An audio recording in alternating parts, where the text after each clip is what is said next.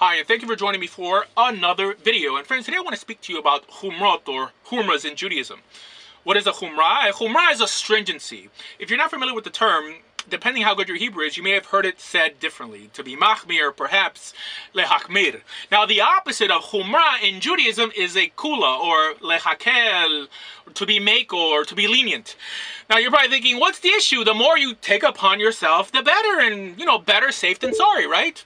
And friends, that's the issue. That more is not always better, and better safe than sorry could really be endless. And that our time, from an ethical perspective, is a lot more valuable than we may think it is, especially if we have completely enveloped our lives holding by so many worthless, made-up, unauthorized stringencies that we can't properly focus on the mitzvot that matter most. Now, this last statement is what's really going to rub Frumies the wrong way, and that's the notion that some mitzvot, or even halachot, are more important than others. Now, many will then quote the famous Mishnah in Perko Avot that states, "Be careful with a minor mitzvah as with a major one, for you do not know the reward for the mitzvot," which at its outset is telling us to try not to distinguish between the minor and major mitzvot, stating that there is a scale, and one mustn't forget that even this statement is also regulated to commentary and is not in any way authoritative, because as a matter of fact, the Rambam here comments that we do at least know which negative mitzvot are more important based on the onish, or the punishment accompanied with the failing to observe them laid out in Torah Shebiktav. So friends, I believe that the major confusion that exists in the Jewish world is due to the liberal influence of moral relativism. And again, I'm speaking about the Orthodox Jewish world, which, like I said, has been infected by moral relativism. That is actually at the core of what makes the movement, unfortunately, socially and ethically irrelevant today.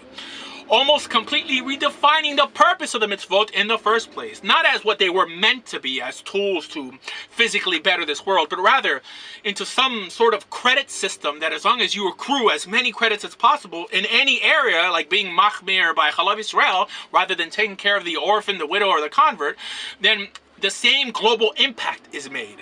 To the point that we even see this in the way we learn Torah nowadays, or the way we encourage our children to learn Torah. In other words, learning Torah is not, as the Rambam taught us, as a way to learn the permissible from the forbidden, or sensitizing us to embrace a loving God. No, but it's now just people going over tons of Talmudic arguments that have no bearing in halakha, but just are used to help the students learn how to argue. Again, moral relativism, customs and stringencies created only to further Israel from the world they're supposed to be inspiring.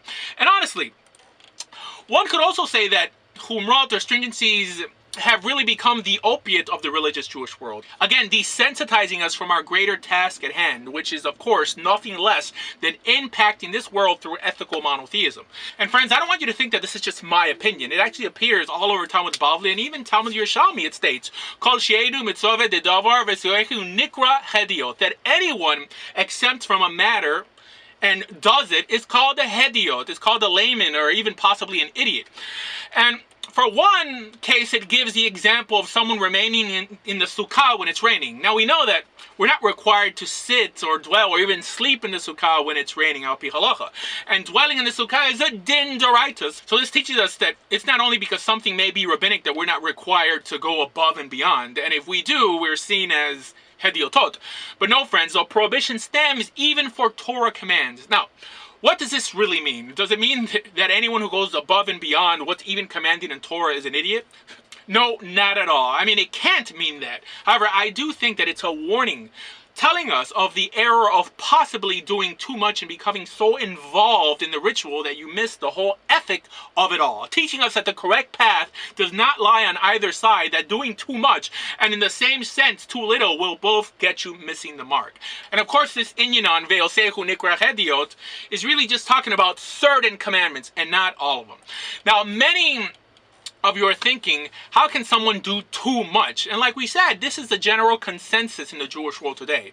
And friends, the whole reason we have this concept of ve'osehu nikra hediot are for the mitzvot and halachot that act as support for the important mitzvot and halachot that directly affect others. Also known as mitzvot ben adam lechavero, commandments between man and man, unlike mitzvot ben adam lemakom, commandments between man and God. And friends, this understanding between the mitzvot mitzvot needs to really be ingrained in your minds before we can go further. The difference between the mitzvot, sometimes equally separated as hukim and mishpatim. And this line of thinking really boils down to the fact that the Almighty ultimately cares more about the way we treat each other than the way we treat Him. In other words, you must know that there is nothing you can give God. He doesn't need your praise or your love. What He needs for you is to listen and to obey every mitzvah in the Torah. And realize that every command is either physically affecting or preparing you to physically affect someone else. Which should tell you that ethical thought must really be accompanied with Torah in order to make it meaningful and purposeful, especially for others. And not do as the Rambam explained in Mor Nevuchim, to be like those who keep commandments like they're chopping wood. Now, this is not a new concept of different degrees of mitzvot. As a matter of fact, the halakha teaches us that when confronted with one of the mitzvot aseh, the positive commandments, or a mitzvah lo taseh, or a negative command, and if one only had the ability to do one should do the positive command first. And this, my friends, is why I believe that religious people have chosen to ignore or play down their obligations to their fellow man. And one, it's because they're failing to emulate the Almighty the way He behaves towards us. How? By making Hashem an idol in Himself. In other words, the basis of the Judaic ethical monotheistic system is that our God is first and foremost an altruistic, loving God. In other words, goodness is His calling card. And like any loving parent, He cares more about how we treat each other than how we actually treat Him. And that's it, my friends. Now, from a halachic perspective, we see this first mentioned by Rabbeinu Tam in Masechet Gittin. Now, we know that Rabbeinu Tam is not one of our mumchim, but I bring him down nonetheless to show you that this topic, the topic of Chumrot, was still properly understood even in the medieval Ashkenazi world. So on the sugya, on whether tefillin requires shear to the lines, the impressions made on the parchment, in other words, something that would take an extra step that would consume more of our time, Chazal ruled that they didn't require shirtut. So here Rabbeinu Tam quoted that famous statement in the Yerushalmi, that anyone not commanded to do something and yet does it is called an idiot. So, in other words, not that it is an opinion to be strict, how it's understood and done today, and even the notion of Hidur Mitzvah, which I'll discuss in a bit, but that if the halacha is not to do it, that you shouldn't do it. Now, Talmud Bavli says the same in a softer manner. It says in Kedushin, one who performs out of command is greater than one who performs uncommanded. Now, I've heard this misquoted many times to in some way teach that if a Jew keeps a mitzvah and a non-Jew keeps the same mitzvah, the Jew will get more credit because he is supposedly commanded to do so. Nonsense. That thinking only permeates among those who believe that the physical keeping of mitzvot is not what betters the world, which is not how Chazal understood it. Actually, the notion that only Israelites were commanded to keep the mitzvot and not non-Jews who are interested in joining Israel is a strictly rabbinic idea based on the fact that only an Israelite would be held liable in a Jewish court. So the notion of ethics is never mentioned here. So in other words, the inyan that one who performs out of command is greater than one who performs uncommanded is really reiterating what was said in Talmud Yerushalmi in the first place, that those who choose to waste their time expanding or expounding on halachot when they are patur, and not patur of alasor, but just exempt, that they're just acting silly, unenlightened, and plain.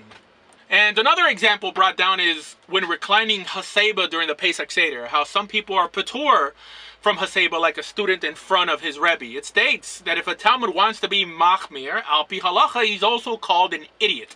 So, I mean, the sources are endless, my friends. And another makor for this inyan appears in a famous story brought down in Yerushalmi in Masechet Brachot. It states that Rav Yossi and Rav Shmuel were eating a meal together, and then suddenly it came time to daven. So the Gemara says that Rav Shmuel got up to daven in the middle of the meal. Now, we know that the halacha is that if you start Suda, a meal before Zman Tefillah, before you have to pray, and then prayer time arrives, you're not obligated to daven. And then it goes further. It states that Rav Yossi says, didn't you teach us that anyone not commanded to do something and yet does it is called an idiot? So why are you trying to be machmir? Now, many of you out there will try to quote a Pirkei Avot that tells us that we should build fences around the Torah. First of all, this is one problem with people nowadays who just open up a Mishnah and think that everything there applies to them or their leaders today. And the reason I'm saying this is because that statement in Pirkei Avot is a statement said by Chazal for Chazal, who not only had the obligation but the responsibility to develop ceremonial laws to protect the mitzvot in the Torah, and in no way was ever a license to become so heavenly good that you're no earthly good, with countless of insignificant stringencies instituted by yourself or your rabbis today, which is actually amazingly what the Rashbats on that parak in Pirkei Avot tells people to do, to invent their own fences. Can you believe that? And friends, you will really see that it is not till the Rishonim and the Achronim that this notion of Chumrot or stringencies really takes off. And the truth is that it wasn't really till the time of the Rishonim that Judaism really splits, and not just because of the creation of the Zohar or what we call Kabbalah today, but in our case with the blurring of what or who was held as authoritative in Judaism. In other words, with the idea that it was a positive thing that one should institute his or her own fences to the Torah, especially at the expense of more important mitzvot. And this sentiment of creating stringencies in our daily lives is continued most famously by the Ramchal in Mesilat Yesharim in the Path for the Just. And I honestly think that this work by the Ramchal is one of the Sforim that really impacted the idea within the crazies in Judaism today. Which is another reason one has to really know what they're studying. In other words, only because it's sold in a Judaica or in the Jewish section in Barnes & Noble does not mean that it speaks for Judaism. But regardless, he states in Perek Yud Gimel in Midot HaPrishut, it states that there's a concept in Torah of prishut, of abstaining, that one should abstain or should make oneself holy with what is mutar or permitted to him. And this is the gateway to Hasidut, to piety. In other words, with activities that are perfectly allowed, one should establish their own personal set of chumrot or stringencies. And this here is taught by the Ramchal as something that's praiseworthy, completely opposite of what we learned by Chazal. And really, it was just a downhill spiral from the 13th century on. And friends, there's no doubt that the reason the idea of Chumrot skyrocketed post the era of the Rishonim was mainly due to the writings and influences of the Zohar and Kabbalah in general after 1270 of the Common Era, when it was written, that actually challenged people to escape reality and focus on what's inside instead of worrying how our actions may affect others, which is the real purpose of Judaism all along. And friends, it's also no surprise that another huge source that has been responsible for the nonsense of Chumrot that we see in the Jewish world today is found in the Chabad Shulchan Aruch and the Shulchan Aruch Harav. Again, no surprise here. It states regarding the statement in the Yerushalmi found in Masechet Shabbat regarding Nikrei Hediot, that when someone forms a Chumrah because of a Chidur mitzvah to make it mechuder, to beautify the mitzvah, even though you're patur or exempt, this is not called a Hediot. Now, my friends, that's a bold statement, especially on so much that we just learned by Chazal on this issue. Actually, when a statement like that is said without further explanation, it really just opens the floodgates for the weirdness and asceticism we see in the Jewish world today. I mean, this statement completely nullifies anything that could be labeled as acts of a fool, honestly. Now, the notion of a Hidur mitzvah does exist, friends, but it needs to be explained a little more carefully. It's actually equivalent to telling someone who suffers with OCD that better safe than sorry with any area in their life, and teach this as a principle, or giving an alcoholic the keys to a bar. How? Because, friends, it's in our religious nature to fall into gaiva, into haughtiness, to look down or act holier than others around us. But anyways, look, just stop and think for a second. Do you think that this is really a problem in the Jewish world today? Or do you think that Rabbi Asher Meza is just making this up? That someone's hat is never big enough, or their beard is never long enough, or their coat is never black enough, when we're never commanded to wear hats, beards, or coats. Are you beginning to see what I mean?